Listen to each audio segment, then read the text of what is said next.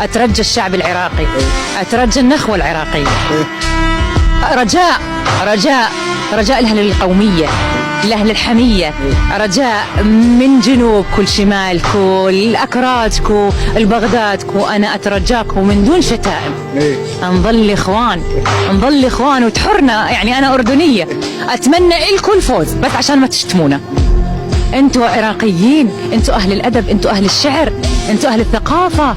وخلي كم من حيشاك كلب باي مشجع حيش السامعين انه مو بزياده وشتم.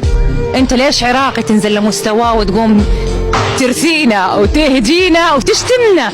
الحكم هاي كلها اي. وبعدين احنا يابا احنا قد فلوسكم يا العراقيين، اهل النفط واهل العز وامداداتكم علينا خيركم سابق. فهمت شلون؟ كان انتم اشتريتوه بفلوسكم، يعني احنا معنا فلوس وانتم ما معكم فلوس، ليش ما اشتريتوه؟ احنا باللعب ناخذ